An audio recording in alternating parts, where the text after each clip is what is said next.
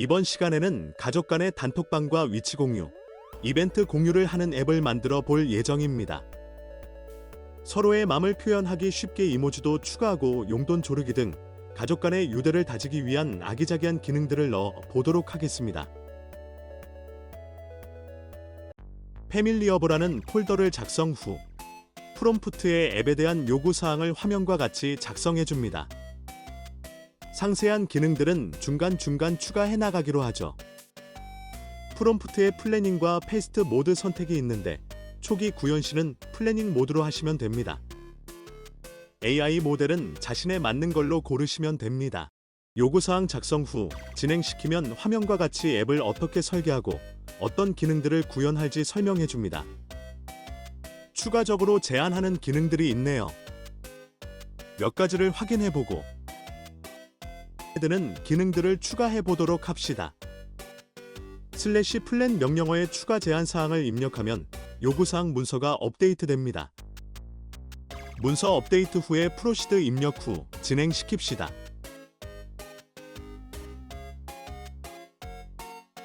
앱의 기본 뼈대가 만들어졌다고 하네요.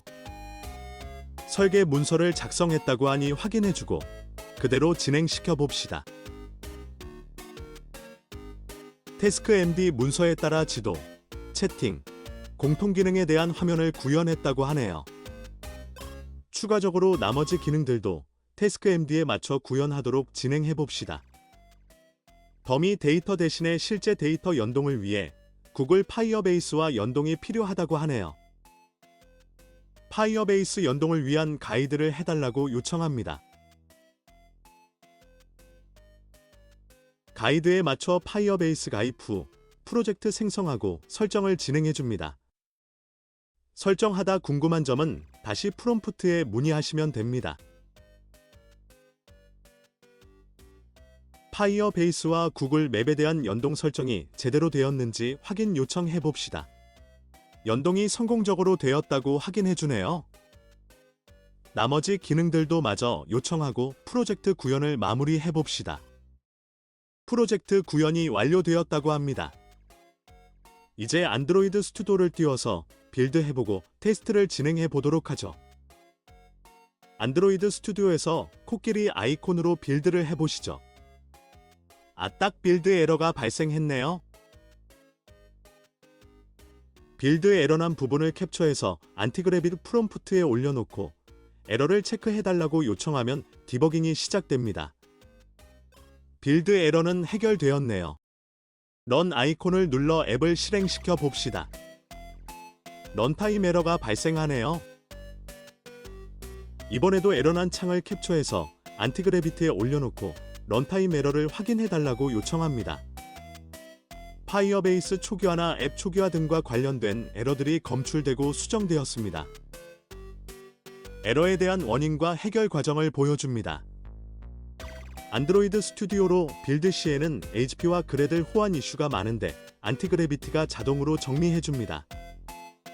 자바와 코틀린 버전도 해결해주네요. 추가적으로 로그인 시 에러도 같이 해결 요청해봅시다.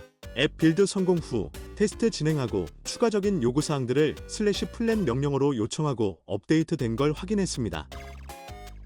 더미 데이터 말고 실제 데이터를 연동할 준비도 마무리되었습니다. 테스트를 위해서 더미 데이터도 필요합니다. 일단 더미 데이터로 마무리하도록 합시다.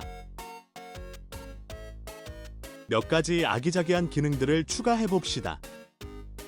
이게 메인이 될 수 있으니 여러 가지 아이디어를 만들어서 기능을 추가해보도록 하죠. 초기 가족 구성원의 앱 설치를 위한 초대장 기능과 자동 연락처 공유 기능들을 추가 요청했습니다. 실제 앱에서 가입 코드가 나오는지 연락처 공유가 어떻게 되는지 확인해 보도록 합시다. 마무리되었으니 전체적으로 기능을 테스트해 보도록 합시다. 가족 간의 비밀스런 채팅방과 위치 공유 기능. 아빠와 아들이 싫어하겠네요. 청소 빨래 담당 등 간단한 일정 관리 기능들 하나씩 확인해 봅시다.